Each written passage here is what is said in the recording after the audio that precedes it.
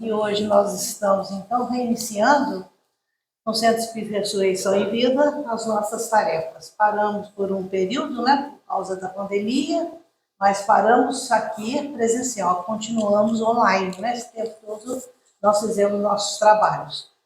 E nesses trabalhos nós tivemos sempre presença do pessoal de fora, de São Paulo, de São Lourenço, Caxambu, Aiuruoca, zona rural, e ficamos muito satisfeitos, né, por ter pessoas da redondeza toda, até de zona rural, seguindo e trabalhando com a gente. A semana inteirinha nós estávamos online, a semana inteirinha com esses amigos e aprendendo, a gente aprendendo com eles e eles aprendendo com a gente. Então foi um período muito satisfatório para a nossa casa. Hoje nós reiniciamos. Para não perder esses amigos que cativamos, nós também estamos fazendo isso online hoje. Então, hoje nós temos a presença do Luciano Leme. O Luciano é de São Lourenço, tá? Atende a região inteira. Então, ele hoje está conosco aqui para fazer, né, para trabalhar na palestra de hoje, né, no egoísmo, o mal, né, da humanidade. Isso. Um tema muito interessante. Até parece que nós não somos, né, que não precisamos aprender. Uma das causas maiores, né, dos nossos defeitos, nós temos de nos corrigir sempre, é bom sempre ouvir. Então, hoje nós vamos, então, iniciar. Bem-vindos vocês que estão aqui presentes com a gente, bem-vindos que estão online, tá? Vamos continuar firme, isso na quinta-feira. Na segunda, nós continuamos de 2 às 4 da tarde com os passos presenciais. Na terça-feira, nós temos o estudo aqui na casa e também online do Livro dos Espíritos. Na quarta-feira, nós vamos iniciar uma última obra de Emmanuel e Chico, que é Renúncia, tá? É uma leitura comentada, que fez um efeito muito bom, a gente aprendeu muito com isso aí, né? No final estava tendo até uns dramas no meio, foi excelente. Na quinta-feira, a palestra, e na sexta-feira nós fazemos estudo do Evangelho e logo em seguida nós fazemos as nossas vibrações. Esta é a única que vai ficar online, tá? Então nós vamos fazer da nossa casa, porque é um período pequeno, então dá para se fazer de casa, certo? Então assim nós vamos, né, continuar o nosso trabalho, preparando para abril, que a casa no dia 20 de abril completa 105 anos, de existência mercantil. Estão trabalhando para poder, né, fazer uma coisa bem legal, diferente, né, dentro da doutrina, tá? Então, hoje nós vamos, então, iniciar com a leitura que a Lauriane vai fazer para nós, a prece final, inicial, a Cida, tá? E a prece final, a nossa amiga Cidinha, que ela só fazia online. Agora, hoje, ela está, né, indo a Entendi, e ela vai fazer presencial para a gente, tá? Então, vamos, então, né, concentrar e receber as bênçãos, que nós estamos dentro de uma casa espírita. E dentro de uma casa espírita nós recebemos muitas bênçãos da espiritualidade. E depois, terminando, nós temos os passes. Mariana.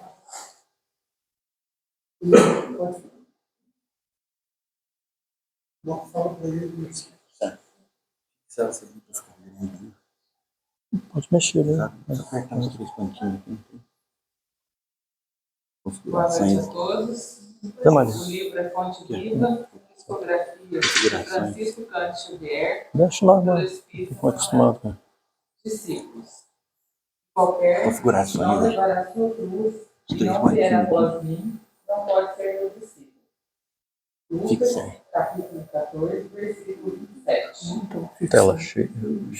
Os círculos cristãos de outros nativos permanecem repletos de estudantes que se classificam no discipulado de Jesus, com inexcedido entusiasmo verbal, como se a ligação legítima com o mestre estivesse circunscrita a problemas de palavras. Na realidade, porém, o Evangelho não deixa dúvidas a esse respeito. A vida de cada criatura consciente é um conjunto de deveres para consigo mesmo, para com a família, de corações que se agrupam em torno dos seus sentimentos, para com a humanidade inteira. E não é tão fácil desempenhar todas essas obrigações com a aprovação plena das diretrizes evangélicas. Imprescindível se faz eliminar as arestas do próprio temperamento, garantindo o equilíbrio que nos é particular, contribuir com a eficiência em favor de quantos nos cercam o caminho, dando a cada um o que lhe pertence, e servir a comunidade de cujo quadro fazemos parte. Sem que nos retifiquemos, não corrigiremos o roteiro em que marchamos. Árvores tortas não projetam imagens irrepreensíveis. Se buscamos a sublimação com Cristo, ouçamos os ensinamentos divinos. Para sermos discípulos dele, é necessário que nos disponhamos com firmeza a conduzir a cruz de nossos testemunhos de assimilação do bem, acompanhando-lhe os passos. Aprendizes existem que levam consigo o madeiro das provas salvadoras, mas não seguem o Senhor por se confiarem à revolta, através do endurecimento e da fuga. Outros aparecem, seguindo o Mestre nas frases bem feitas, mas não carregam a cruz que lhes toca, abandonando-a à porta de vizinhos e companheiros. Dever e renovação, serviço e aprimoramento, ação e progresso, responsabilidade e crescimento espiritual, aceitação dos impositivos do bem e obediência aos padrões do Senhor. Somente depois de semelhantes aquisições é que atingiremos a verdadeira comunhão com o Divino Mestre. Assim seja.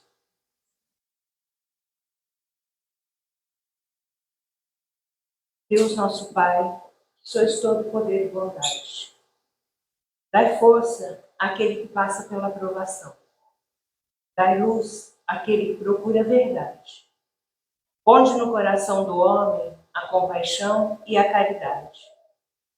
Deus, dai ao viajor a estrela guia, ao aflito a consolação, ao doente o repouso. Pai, dai ao culpado o arrependimento, ao espírito a verdade. À criança o guia, ao órfão o pai. Senhor, que vossa bondade se estenda sobre tudo que criaste. Piedade, Senhor, para aquele que não vos conhece. Esperança para aquele que sofre. Que a vossa bondade permita aos espíritos consoladores derramarem por toda parte a paz, a esperança e a fé. Deus, um reflexo, uma centelha do vosso amor pode abrasar a terra. Deixai-nos beber na fonte da vossa bondade fecunda e infinita. E todas as lágrimas secarão e todas as dores se acalmarão. Um só coração, um só pensamento, subirão até vós como um grito de reconhecimento e de amor. Como Moisés sobre a montanha, nós vos esperamos de braços abertos, ó poder, ó bondade, ó perfeição, e queremos de alguma forma merecer a vossa misericórdia. Deus, dai-nos a força de ajudar o progresso, a fim de subirmos até vós. Dai-nos a caridade pura, dai-nos a fé e a razão. Dai-nos a simplicidade, que fará de nossas almas o espelho onde deve refletir a vossa imagem. Queremos pedir ao Mestre Jesus nesse instante, elevando os nossos pensamentos, elevando a nossa sintonia, e toda a nossa energia, ela esteja, Senhor, depositada nesse instante, neste momento de estudo, nesta casa, entre nós, entre nossos familiares, nossos amigos, nossa cidade, que toda essa energia, Senhor, possa ser estendida ao nosso planeta, ao nosso país.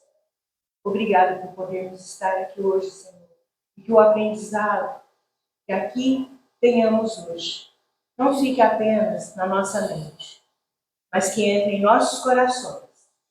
E, acima de tudo, que possamos colocá-lo em prática no nosso dia a dia. Que assim seja.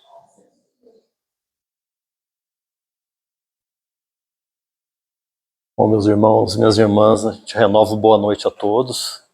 E é com muita satisfação que a gente retorna aqui, né, ao convite dos nossos irmãos, né, Zé Maria, Ana Emília, né, para essa reinauguração, né, dos trabalhos, né, depois dos percalços aí da pandemia, né, que nos obrigou àquelas restrições. Como nossa irmã Ana Emília falou, né, os trabalhos não pararam, eles continuaram de forma online.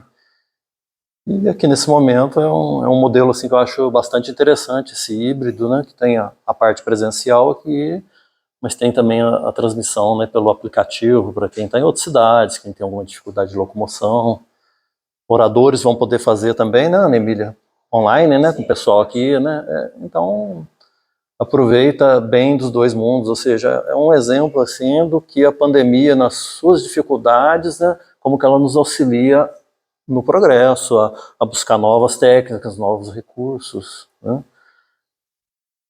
Ainda que esses recursos sejam importantes, mais importante ainda também é a reunião presencial, né? Ela é porque estávamos impedidos mesmo, né? Eram restrições que tinham que ser cumpridas, porque aqui a casa material, né? A casa, o terreno aqui, né? 105 anos, né? Em abril, olha só que beleza, né? Que trajetória, né? Mais de um século a casa, né? Ela não é... A casa não são as paredes, não é o chão, não é a estrutura, não é o telhado que nos acolhe, que nos abriga da intempérie, né? A casa espírita é essa reunião aqui.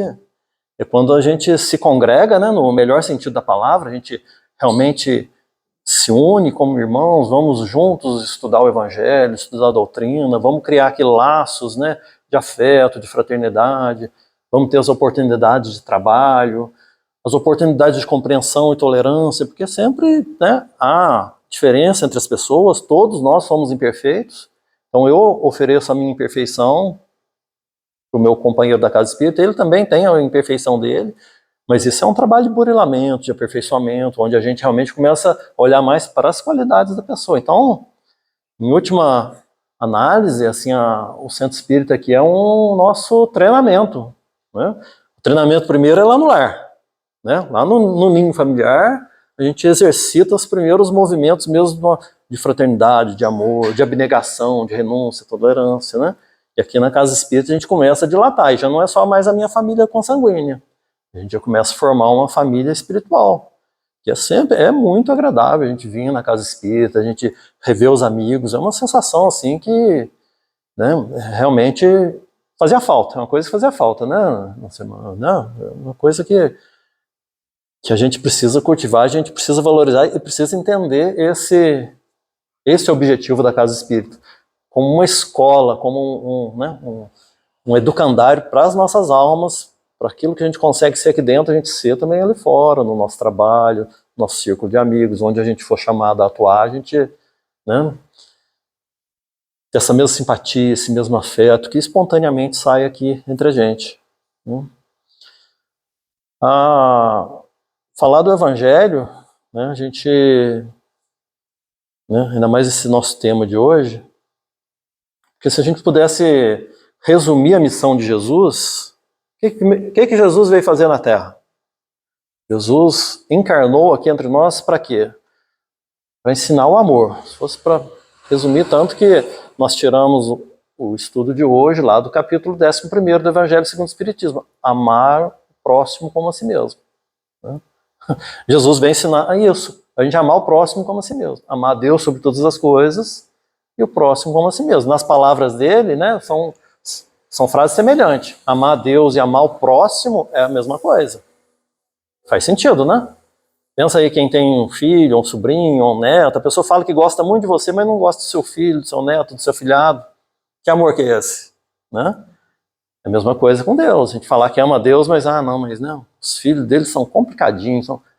Então a gente demonstra, a gente busca esse amor de Deus que a gente vibra, que a gente fala, mas a gente demonstra ele no próximo, é no amor ao próximo. De que forma? Da mesma forma que a gente se ama. né? Amar o próximo como a si mesmo. Que acaba sendo o tema da nossa reunião da noite de hoje, que é o egoísmo como chaga da humanidade.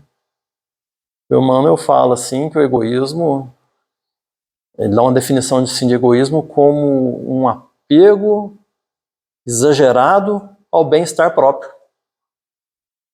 Então, eu quero bem-estar? Claro, né? Você quer, você Maria quer, todo mundo quer. É normal que a gente busque o bem-estar. A gente busca o conforto, a gente busca a satisfação, né, dos nossos desejos, das nossas necessidades. É normal, absolutamente normal. O problema é o apego exagerado. O problema é quando a gente começa a priorizar qualquer coisa para atender esse nosso bem-estar. Isso aí chama egoísmo. Isso aí Então é isso que nós vamos trabalhar aqui um pouquinho na noite de hoje, né? Porque se a gente, né, a bandeira da doutrina espírita, né, todo mundo, né, fora da caridade não há salvação. Né? Como que eu vou exercer a caridade sendo egoísta? A caridade verdadeira? Tem jeito? Não tem jeito. A caridade verdadeira pede desapego, desprendimento, pede realmente uma intenção do bem, né? Caridade verdadeira, hein, pessoal? Falou em caridade, não vamos imaginar a gente carregando a cesta básica, entregando, isso não é necessariamente caridade. Não é. Época de eleição, principalmente eleição municipal, você vê um monte de político dando cesta básica. Não vê? Não, um monte de cesta básica. Isso é caridade? Não é caridade, mas é beneficência. Porque quem está com fome lá não quer saber a intenção de quem está dando, se é o político, se é o cristão, se é, né, a pessoa está com fome e precisa daquilo. Então é uma beneficência, é um bem. Né? O político mesmo com as intenções dele, ele entregou, é um bem que entregou. Caridade vai muito além disso. Caridade é a nossa intenção e a nossa preocupação com o outro. Inclusive se está passando necessidade material. Então o que me moveu a levar aquela cesta básica lá?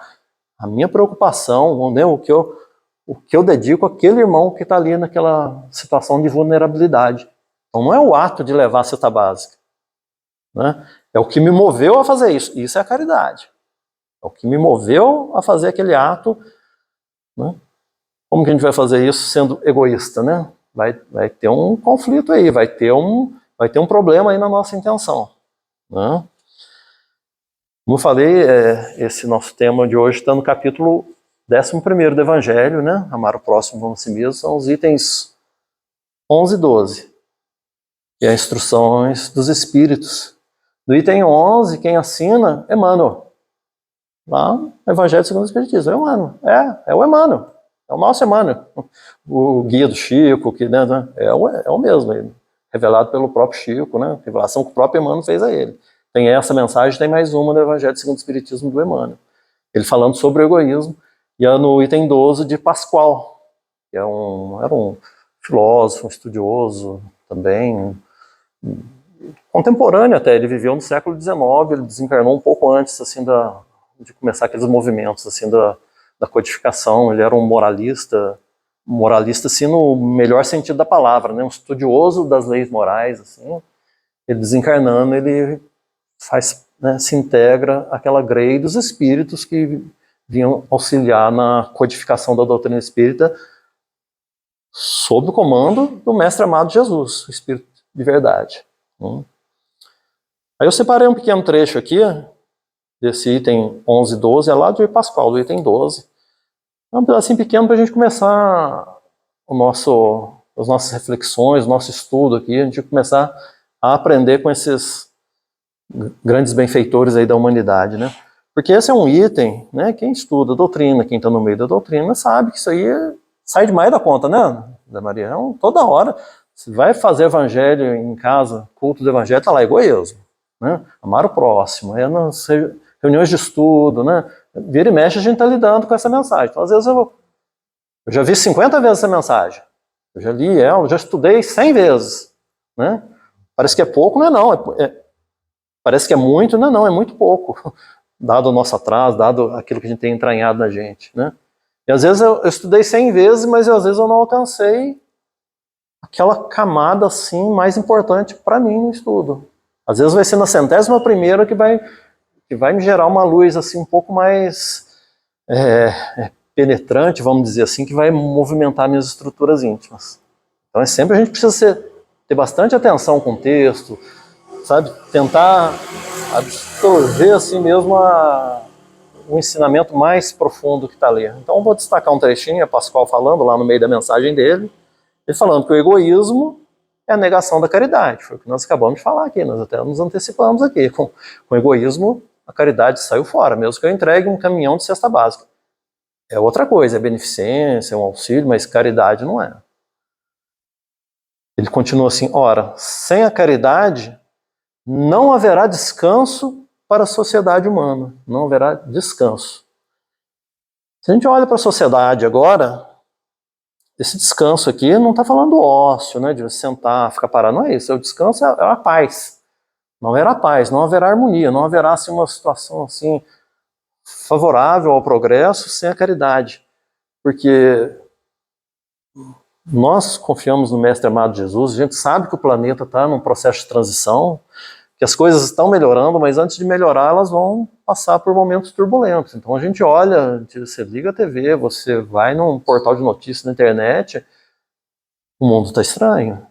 É guerra, é desassossego, são crimes horrendos, você pensa assim, nossa, mas parece que está regredindo. Parece. Não está não, sabe? Não está não. Está tudo seguindo uma ordem, está tudo seguindo uma determinação superior que nos escapa assim ao nosso teto de compreensão, sabe? Muitos desses espíritos aí comprometidos no mal na atualidade estão nas últimas oportunidades que são dadas a ele, sabe? Para realmente tentar um outro caminho, e estão reincidindo em antigos erros, mas o processo da transição está caminhando. O planeta está se transformando, isso já está em andamento, sim. Mas a gente olha para as notícias, a gente vê um cansaço, a gente se sente cansado. Poxa, eu não posso deixar a janela da minha casa aberta. Aqui em Baipendi deve ser mais tranquilo, São Lourenço já não está tanto. Uma cidade grande pode estar trancada que você vai ser assaltado, vai ser roubado, sabe? Mas é uma preocupação que chega, eu vou passar de noite, essa rua está muito escura, principalmente se for mulher, né? A pessoa já fica tensa. São situações que cansam nesse sentido aqui, que tiram a paz.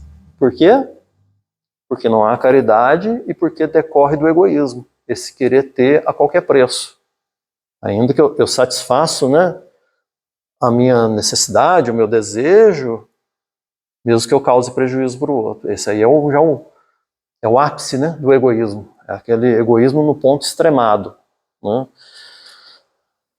E ele continua aqui, ó, digo mais, não haverá segurança. Segurança patrimonial, né, esse negócio de roubo, segurança nas relações. Né? O egoísmo, ele implanta em tudo, assim, realmente uma semente, uma discórdia, um problema. Se você for olhar na base de todos esses problemas, está lá o egoísmo. Está lá no cerne o egoísmo. Por isso a doutrina espírita, por isso o próprio Mestre Jesus, com o seu evangelho, veio combater o quê? O egoísmo. Para a gente aprender aquele amor verdadeiro que ele vem ensinar. Continuando aqui, Pascal diz, né? Com o egoísmo e o orgulho, ó, já juntou egoísmo e orgulho. Nós vamos fazer muito isso nessa noite, né? Egoísmo e orgulho. Porque o orgulho é um filhotinho do egoísmo, viu? Tá ali, viu? Com o egoísmo e o orgulho que andam de mãos dadas, a vida será sempre uma carreira, uma correria, uma preocupação, né? Sempre afobado, né? Uma carreira em que vencerá o mais esperto. Uma luta de interesses, em que se calcarão os pés as mais santas afeições. Ou seja, para atender esse meu desejo íntimo da satisfação, a satisfação aqui, às vezes não é satisfação material, não é satisfação assim, por exemplo, eu quero ter esse carro e eu vou dar um golpe aqui. Isso decorre do egoísmo. Mas essa satisfação, às vezes, satisfazer a minha opinião. Nós vimos isso muito, né, há bem pouco tempo, estamos vendo ainda na questão política que polarizou. Pelo amor de Deus, não vamos falar de política, mas não vamos falar do egoísmo envolvido nisso. Onde a opinião era, sabe, debatida, guerreada, e fala isso aqui mesmo, ó, que se calcarão aos pés as mais santas afeições. Eu tenho certeza que todo mundo aqui viu briga de família por causa de política. Eu tenho certeza que todo mundo aqui viu, porque aconteceu em todo lugar. É isso que ele está falando, olha. Uma luta de interesses em que interesses, né? A minha opinião é melhor que a sua. Você tem que pensar como eu. Seja um lado ou seja o outro, hein, pessoal? Vamos imaginar só um lado, que é assim, não. Todos nós somos assim, né? Em que se calcarão aos pés as mais santas afeições, em que nem sequer os sagrados laços da família merecerão respeito. Quanta gente foi expulsa dos grupos de família, né? Ou saiu, né? Ou seja, não respeita nem esse laço sagrado por uma questão...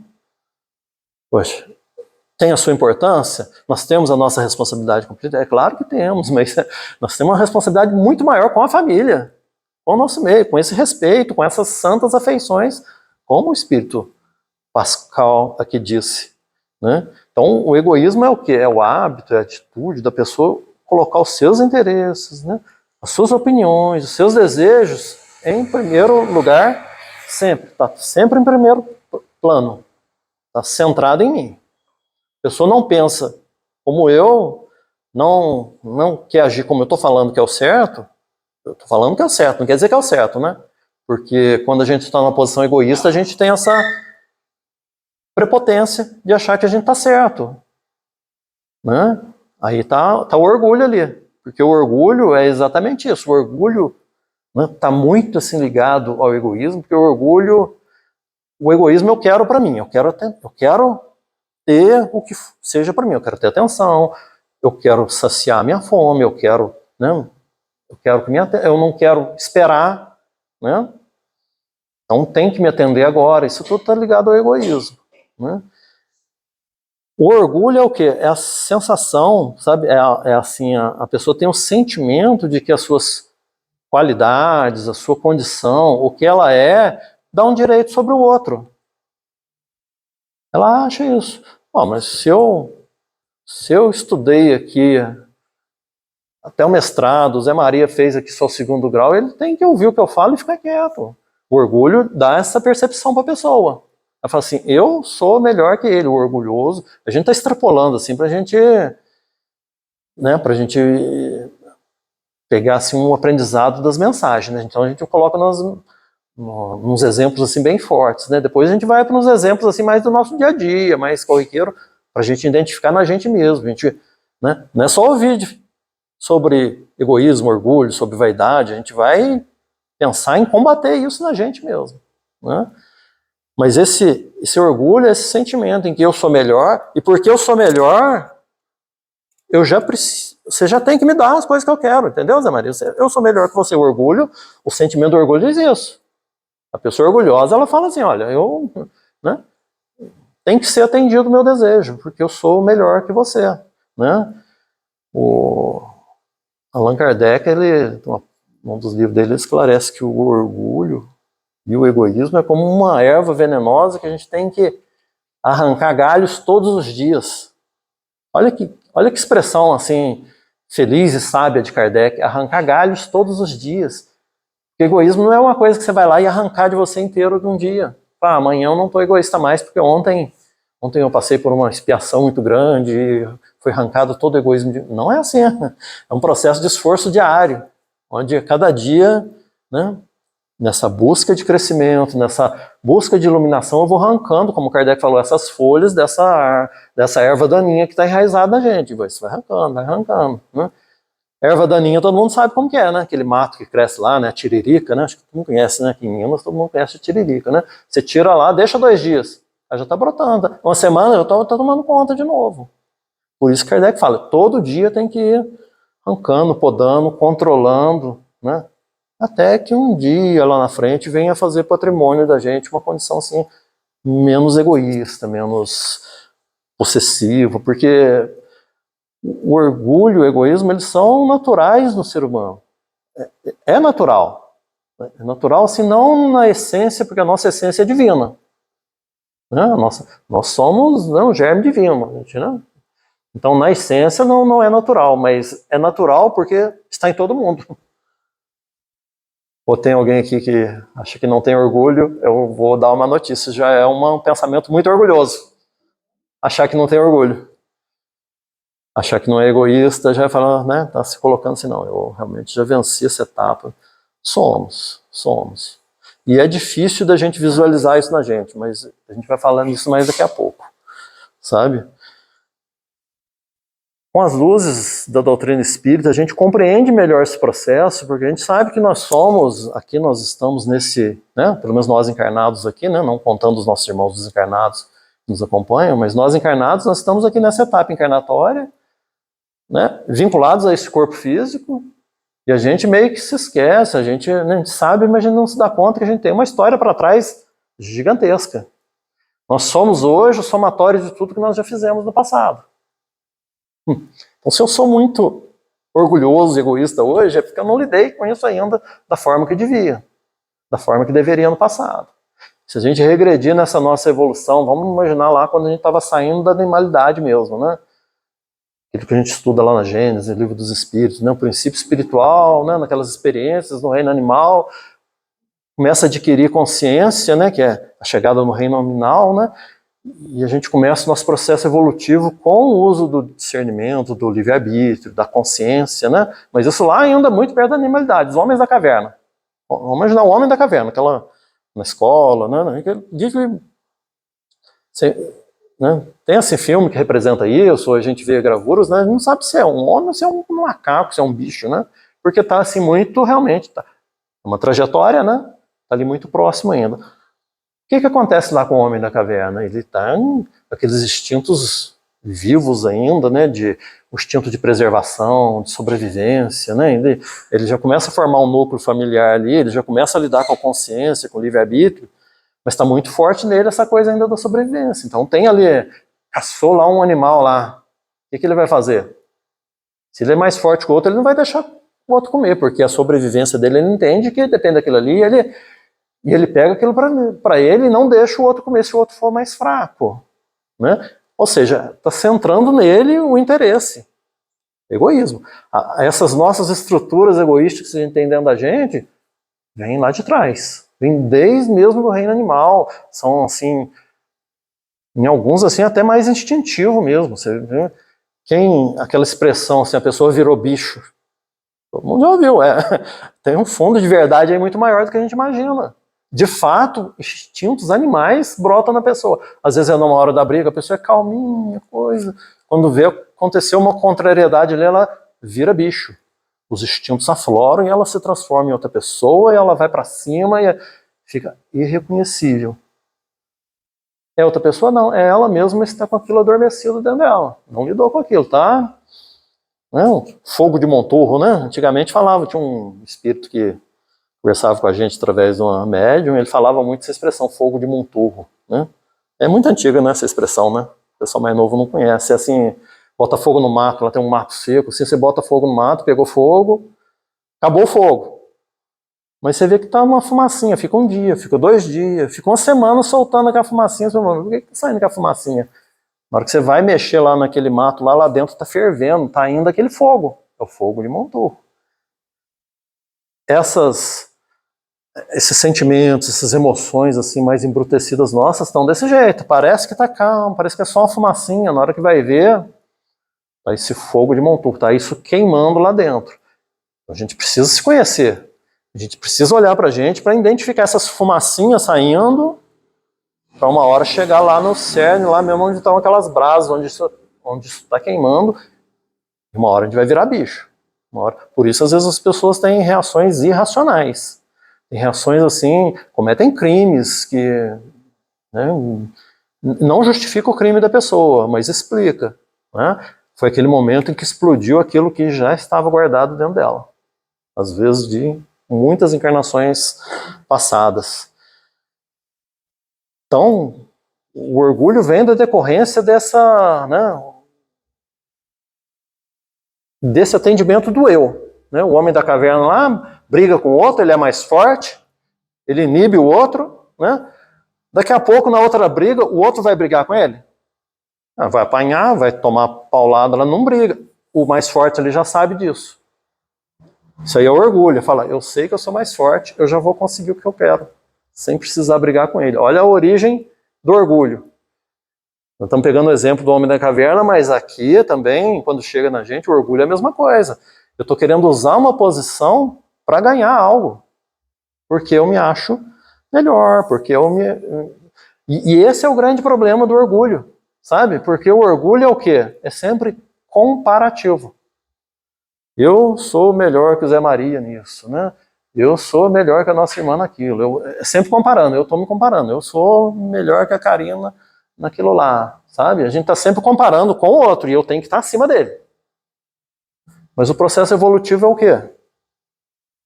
O processo evolutivo é a gente se melhorar, a gente vencer as nossas limitações, vencer a si mesmo, ou seja, a gente ser melhor que a gente mesmo. Esse é o processo evolutivo, a gente fazer uma versão nossa melhorada, um pouquinho que seja a cada dia. A gente vencer a si mesmo. Então eu tenho que ser melhor do que eu mesmo. Mas quando o orgulho está me dominando, eu estou muitas vezes me comprometendo e estou realmente nessa condição exterior me achando melhor que o outro. E porque eu sou melhor que o outro, né, nessa estrutura que eu vivo, né, os psicólogos chamam assim de sistemas de crenças e valores. Né? A gente vive num sistema, os psicólogos assim mais da linha espiritualista, né? A gente vive num sistema de crenças e valores, sabe? O que eu acredito? E o que tem valor para mim? Eu vivo nisso. Eu vivo nesse automaticamente. Por isso que muitas vezes é difícil a gente ver o orgulho, o egoísmo e a vaidade na gente, porque é um processo que já está automático. Eu já estou nessa estrutura. Você pergunta para uma mãe, um pai, que o filho vai entrar na faculdade, está escolhendo o curso, pergunta para o pai e para a mãe que curso que queria que o filho fizesse. 95% deles vão falar medicina. Queria que ele fizesse medicina. Ah, é para auxiliar os outros, é uma missão assim? Não, é o dinheiro e o reconhecimento. Né? E se a pessoa falar que é uma missão, ela está mentindo para si mesma. Né? É o sistema de crenças e valores, onde ela acha que a posição social e a posição de dinheiro realmente vai dar uma felicidade para o filho. Ela acredita isso. Ela está sendo egoísta com o filho? Ela está sendo orgulhosa com o filho? Não, ela vive nesse contexto em que ela acha que nada contra, né, pessoal? Assim, a pessoa ir para medicina, fazer medicina, não é esse o problema. O problema é esse desejo, assim, calcado nesse sistema de crença e valor, onde o que importa é o dinheiro, é o reconhecimento social, é esse poder. É um poder, a gente sabe que é um... Né? Há uma distinção que é feita, não dá para a gente fechar esses olhos. É injusto, é fora das leis de amor e caridade? É claro que é, mas há essa distinção, gente. Não, né? É aquilo que o Pascoal falou, cansa. A sociedade cansa exatamente porque está esse egoísmo, esse orgulho imiscuído nas ações do dia a dia, onde essas diferenças sociais acabam fazendo a diferença, prejudicando um, beneficiando o outro, privilegiando o outro. Mas a gente não pode esquecer de uma coisa, a gente sempre está na experiência que a gente precisa. A gente sempre está na experiência que precisa. Seja porque nos mecanismos da lei divina me encaminhou para aquilo, ou porque pelos meus atos eu fui para aquele caminho. Então a pessoa que às vezes está sendo humilhada numa circunstância, né, vamos dizer, a questão de orgulho, um humilhando o outro para aquele que acha que tem aquela posição mais alta conseguir algo. Aquele que está sendo humilhado, tem uma injustiça aí? Tem um problema consciencial kármico? Tem para quem está causando? Tem. Mas aquele que está vivenciando isso está na experiência que ele precisa. Ele está ali no aprendizado exatamente para despertar, para ir lá tentar apagar o fogo de Monturro, sabe a fumacinha? Para encontrar aquela fumacinha lá dentro para... Ou a gente acha que Deus, na sua finita, né, amor e sabedoria, vai fazer algo errado. Tipo assim, eu estou no lugar errado. Essa família minha ninguém me entende, aqui só tem problema. Esse trabalho meu é isso, é aquilo. Né? A gente está na situação que a gente precisa, seja por essas injunções ou pelos caminhos que eu escolhi. O que está preso lá na cadeia, no presídio, por que ele está lá? Era o karma dele, era uma prova, expiação? Para alguns pode ser que sim. A gente sabe que às vezes a pessoa injustamente é presa sem ter cometido o crime. Aí nesse caso sim. Mas aquele que cometeu o crime e foi preso, a prisão é uma expiação do passado? Não, é um reflexo da sua ação de agora. É um reflexo das suas escolhas de agora. E dentro dessas escolhas de agora, de fato, o presídio é o melhor para a questão educativa dele, para a questão da reforma íntima dele, por mais doloroso que seja, né? Então a gente sempre está no melhor contexto para nós, da melhor família, do melhor trabalho. Então, o trabalho, né? Tem condições que são kármicas, que vêm do passado, que a pessoa precisa realmente passar por, né, dificuldades, às vezes a vida inteira, num determinado tipo de trabalho, ou com determinados tipos de chefe, às vezes sim. Às vezes sim. Agora, pode ser também que a pessoa também não está fazendo a sua parte para mudar isso. Talvez já tenha chegado para ela, já tenha soado o tempo de passar para um nível diferente de aprendizado dentro do trabalho material. Mas ela faz a sua qualificação, ela faz o seu esforço. No trabalho que ela não gosta ali, mas está naquele momento, ela faz com o melhor do seu esforço. Ela está trabalhando ali as suas emoções, essas fumacinhas que saem, né, daquilo que está queimando lá dentro da gente, ela está lidando com isso, ela está realmente promovendo o crescimento dela, não só profissional, mas como espírito. Porque na hora que ela fizer isso, e não tiver mais no conjunto de provas dela, a situação vai mudar. Porque às vezes a pessoa só reclama, só reclama, só reclama e não faz a parte que lhe cabe. Mas tem o outro lado também, às vezes, por mais esforço que fizer, aquela situação, ela não vai mudar. A gente, é o que fala no Evangelho, né? A gente tem que ter obediência e resignação. Né? A obediência são aquelas circunstâncias que são impostas, eu estou fazendo o meu melhor esforço, mas não tem jeito, aquilo não muda. Eu, diante de uma enfermidade terminal, eu faço o meu melhor esforço, mas e aí? Resignação. Eu obedeço, né? Eu compreendo os mecanismos divinos, o momento da separação, né? Assim, do ente querido que parte é sempre doloroso, é sempre difícil, né? Mas a gente, como espírita, tem que alimentar assim, realmente um desapego dessa nossa exigência da pessoa continuar com a gente ali a qualquer preço, a qualquer custo, a qualquer prece. Porque isso é egoísmo também. Quando eu quero reter a qualquer custo, mas reter como assim? O que é melhor para a pessoa? Meu ente querido, né? O amor, o afeto, não. Mas o que é melhor para a pessoa? Eu sei? Não, eu quero reter ela para ficar perto de mim. Não estou pensando, né? Mas a gente entende que o amor tem essas nuances, o amor tem essa carga ainda possessiva da gente querer a pessoa perto da gente encarnada, né? Mas a gente sabe que a pessoa vai desencarnar, ela vai continuar viva. E numa situação dessa de um desenlace assim, uma enfermidade mais difícil, provavelmente aquilo ali vai ser um evento de muito progresso, onde aquela pessoa vai caminhar muito e o pessoal do entorno também pode crescer muito, pode, né, pode realmente aprender muito com aquela circunstância ali. Mas é preciso desapego, é preciso confiança em Deus, é preciso dominar nosso egoísmo, o nosso orgulho e achar assim, não, a pessoa não pode partir, ela não pode partir, ela não... A gente está cansado, eu pelo menos já presenciei várias vezes, a pessoa num desespero retendo a pessoa, aí o que acontece? Acaba retendo mesmo, por um tempo, sabe, já era para a pessoa ter um desencarne mais pacífico, né, mas aí a pessoa começa a falir os órgãos, começa a...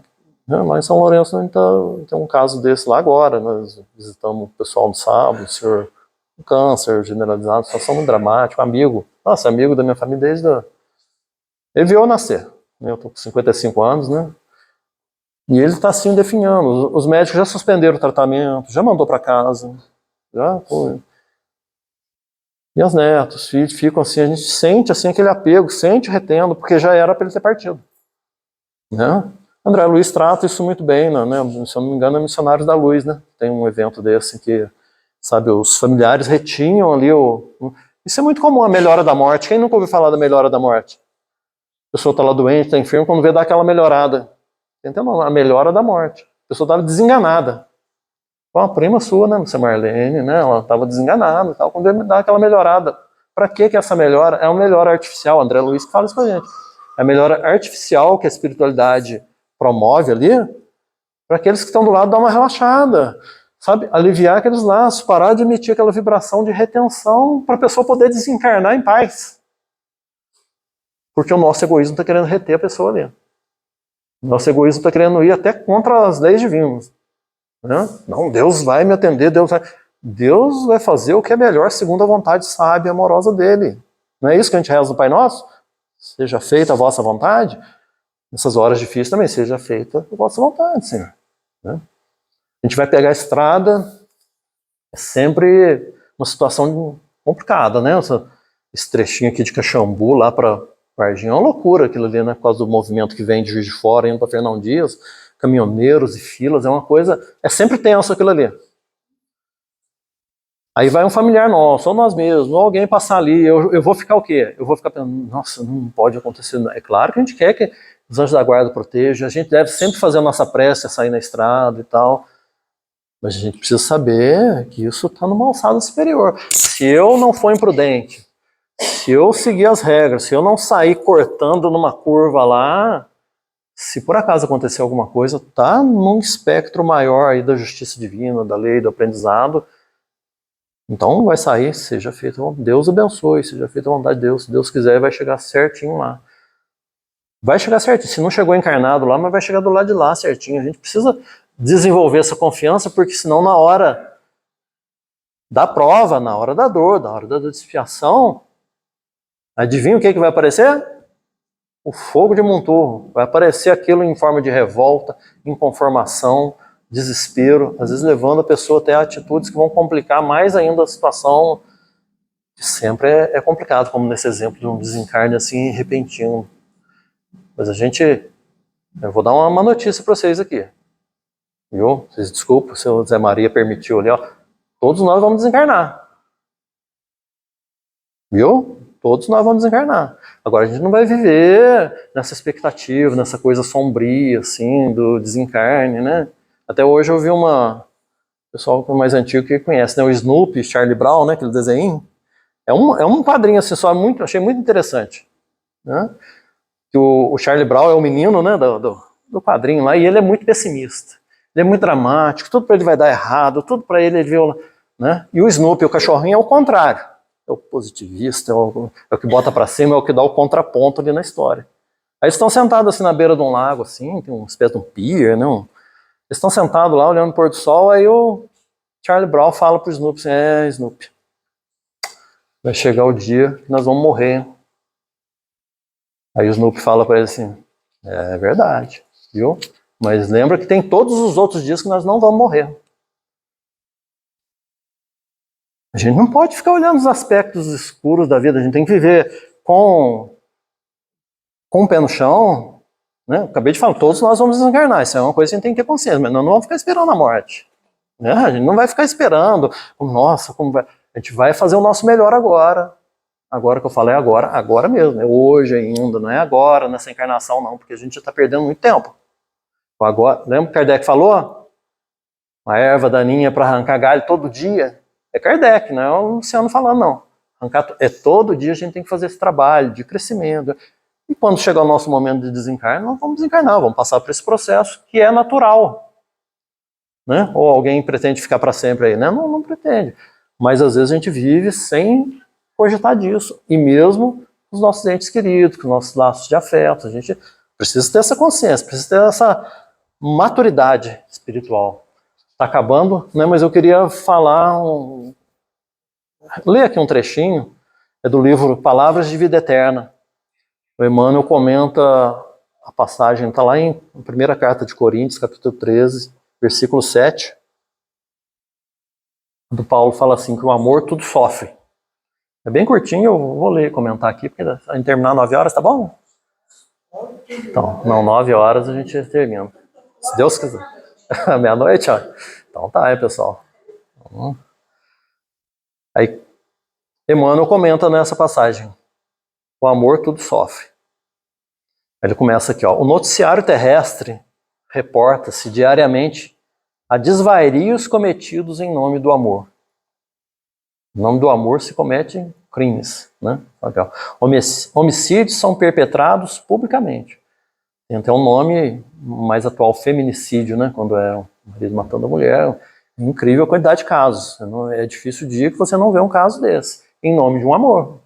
Não, ela foi minha, ela não pode ser de mais ninguém. Está bem claro aí esse egoísmo extremado levando a uma ação criminosa, né? Com o nome de amor. É o que Emmanuel está chamando a atenção. Chama de amor o que não é amor, né? Ele continua aqui, ó. Suicídios sulcam de pranto e desolação a rota de lares antes esperançosos. É o jovenzinho, às vezes nem tão jovem, tem uma desilusão amorosa, é traído, é abandonado e tira a própria vida. Porque, eu amo demais, eu não vou suportar viver. Num ato de egoísmo extremo, porque não pensa na dor que está causando em todos, né? E é claro que, né, é digno da nossa comiseração suicida, precisa das nossas preces sempre, precisa do nosso amparo, se for antes, né? Se for uma tendência suicida, é claro, né? Mas é inegável que é egoísmo. O egoísmo extremado. Mas se chama de amor. Eu não aguento viver sem a pessoa. Emmanuel continua. Furto, contenda, injúria e perversidade aparecem todos os dias invocando a inspiração do sentimento sublime. O sentimento sublime é o amor. A pessoa vai roubar, a pessoa briga, né?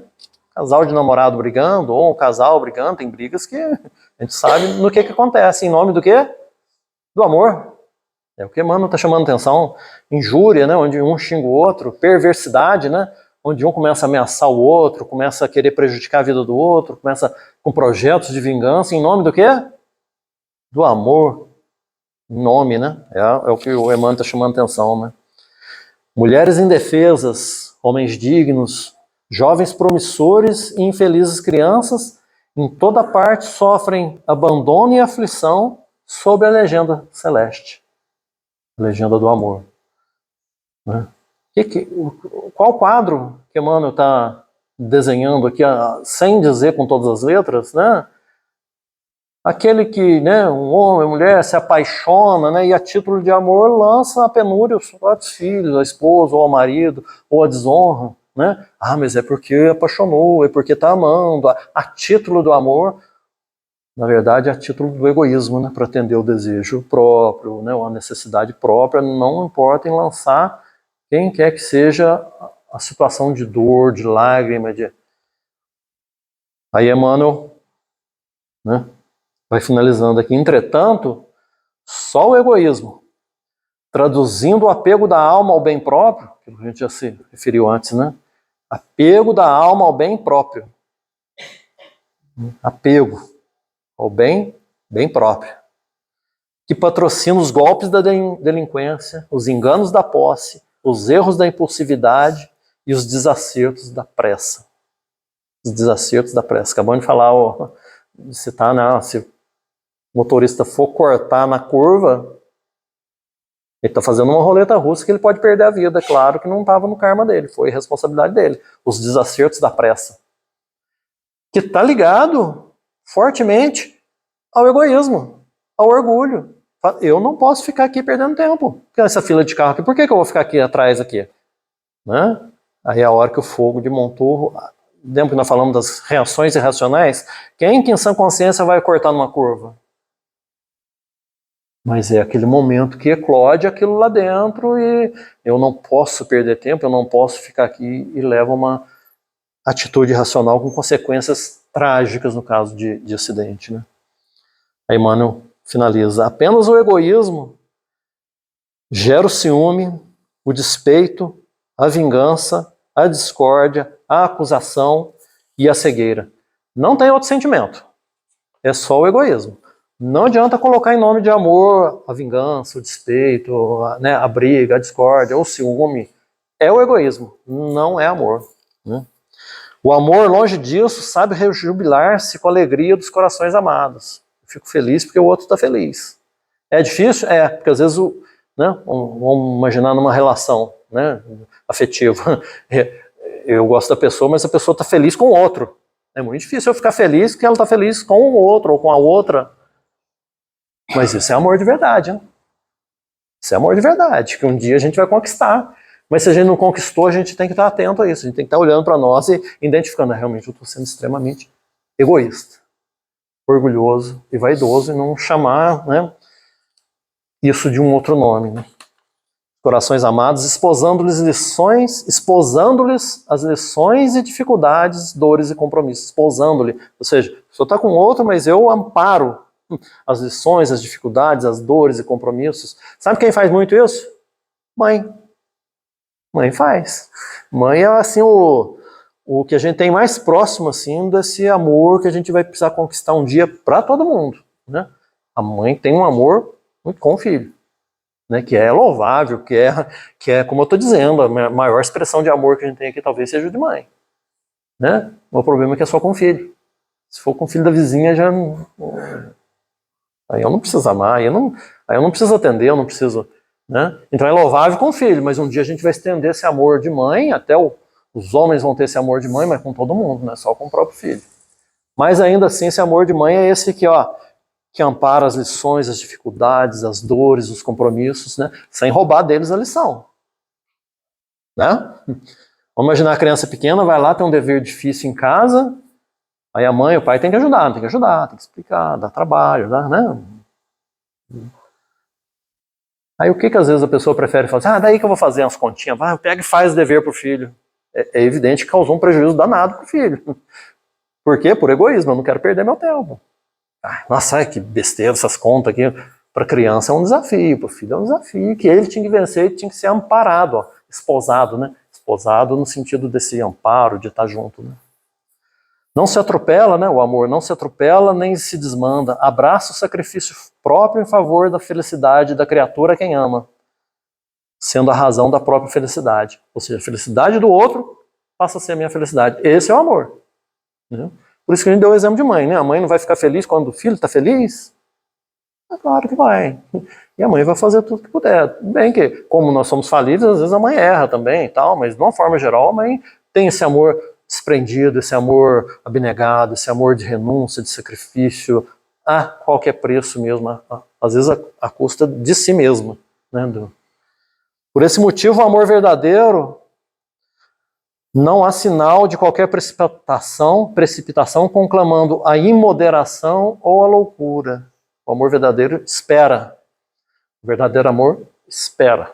Aí a gente pode alongar isso em diversas vertentes, diversas facetas, mas a gente precisa lembrar disso. O verdadeiro amor espera. É o que o Emmanuel está falando. Eu estou falando com as minhas palavras, mas ele está dizendo isso. O verdadeiro amor espera. O apóstolo afirmou, divinamente inspirado, o amor tudo sofre. E de nossa parte acrescentamos, o amor genuíno jamais se desregra ou se cansa, porque realmente sabe esperar, né? O próprio Emmanuel traduz, né, o que ele falou antes aqui. Que a gente possa ter atenção com as nossas dificuldades que não são próximas, né? Que a gente possa tomar cuidado com aqueles sentimentos, né? Às vezes a gente precisa identificar, mas onde será que eu estou sendo egoísta? Será que eu sou egoísta, né? Às vezes a pessoa tem orgulho da sua humildade, né? É estranho, né?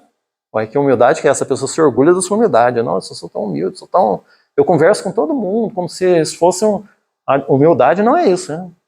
Não é isso, né? Mas como que a gente vai identificar onde a gente está sendo egoísta, onde está sendo vaidoso, sendo orgulhoso? Sabe o que a gente faz? Vamos olhar para os nossos pequenos sofrimentos do dia a dia. O que está me causando sofrimento? Os pequenos, né? As provas grandes, as dores, a expiação, os pequenos do dia a dia. O que está me causando? O que está me causando mágoa? O que me causou mágoa? Porque o que é a mágoa? Vamos pensar o que é a mágoa? A mágoa é uma mistura de dois sentimentos. Basicamente, tristeza, mas muito mais raiva. A mágoa é raiva. A mágoa é raiva. Tem a tristeza também do que aconteceu, né? Mas a pessoa tem raiva porque não foi atendida naquilo que ela queria. A pessoa não me cumprimentou ali. Aí fica magoado. Tristeza e raiva. O outro lá, né, falou grosseiramente comigo. Tristeza e mágoa, por quê? Porque eu sou digno do maior respeito. A pessoa tem que estender um tapete para mim e dar graças a Deus que está falando comigo. É a nossa percepção. Aí eu me magoo quando a pessoa estava com pressa e falou assim, oi, tchau, depois na conversa. A pessoa já ficou magoada, que não deu atenção. Mas o que é? É a expectativa dela mesma, que o outro tinha que me entregar isso. O outro tinha que fazer isso comigo. Orgulho e vaidade. Então que a gente olhe para os nossos pequenos sofrimentos do dia a dia, com certeza absoluta, a gente vai achar ali egoísmo e vaidade para a gente tratar, aqueles galinhos que a gente vai precisar arrancar, como disse Kardec, para ir, no mínimo, controlando essa erva daninha que está no nosso coração aí, né? para um dia a gente alcançar patamares superiores assim de sentimento, de emoção, de crescimento espiritual, mas precisa começar. Precisa começar. Uma coisa que eu falo sempre em palestra, porque é muito importante, sabe? Não existe dia inútil. Vocês acham que Deus criou algum dia que é inútil? Ah, Deus criou esse dia aqui, mas não era para acontecer nada, não. Era para passar em branco mesmo para todo mundo. É evidente que não existe. Mas quantos dias nossos a gente faz eles inúteis? Espiritualmente falando. E às vezes até materialmente, né? Matar o dia. Né? Todo dia descanso mesmo, né?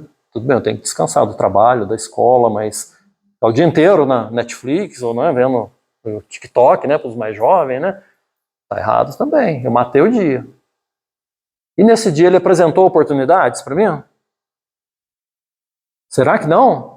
Se a gente responder que não, é porque a gente não está prestando atenção na vida. A gente não está prestando atenção no que acontece à nossa volta. A gente não está olhando para esses galhos dessas ervas daninhas, porque teve sim situações em que eu precisava lidar com um pouquinho do meu orgulho, um pouquinho da minha vaidade, sabe? Mau humor, vocês acham que decorre do quê? Egoísmo e orgulho. Né? Só que às vezes começa a ficar tão sistemático isso que a pessoa liga o piloto automático e ela é mal-humorada o tempo inteiro. Mas está ligado a egoísmo e orgulho. Impaciência. Por que eu não quero esperar? Por que eu não quero esperar? Porque eu tenho que ser atendido primeiro. Eu não sou melhor que Zé Maria? Ah, mas ele está na sua frente. Não, mas eu sou melhor que Zé Maria. O meu orgulho está me dizendo isso. Aí eu fico impaciente. Aí ele está lá, sei lá, no banco lá, foi conversar com o caixa, resolver um problema, fala, aí, tá travancando a minha vida, porque eu fico impaciente. Uma situação que eu ficar impaciente, eu ficar irritado, eu ficar com meus pensamentos aqui, né, dando vazão àquela fumacinha ali, né, daquilo que está na gente, não vai mudar em nada a situação. Eu vou ter que esperar do mesmo jeito. Mas eu me desgastei. Eu tornei aquele momento inútil onde eu podia ter inspirado, podia ter falado, não, tá conversando, tá resolvendo, tá, não tem problema, você tá atrasado, não, mas vai dar tudo certo. A gente mesmo falar isso pra gente, vai dar tudo certo. Né? A música lá dos Beatles, lá, Let It Be, né? Tem uma história muito bonita, né? O Paul McCartney estava passando um momento muito difícil na vida dele, sendo muito jovem. Aí ele sonhou com a mãe dele morta, a mãe dele que já era desencarnada, né? E a mãe dele no sonho dizia para ele, meu filho, calma, você tenha calma, isso vai passar, deixe estar, né? Let It Be, música dos maiores sucessos dos Beatles, praticamente mediúnica. A mãe dele veio falar para ele a música. Então, Let It Be, pessoal, vamos, né? Aquele momento tipo assim, deixa passar, deixa estar, sabe? Você é calma, serena, eleva o pensamento, eleva o coração, assim, quando esse sofrimento, quando isso estiver querendo dominar a gente, porque é esse momento que a gente está arrancando aquele galinho dessa erva daninha dentro da gente. Jesus nos ajude aí nessa nossa trajetória, nesse propósito que a gente tem de crescer, e com o amparo dele, da espiritualidade, a gente vai conseguir sim. Muita paz, muita luz a todos, tá?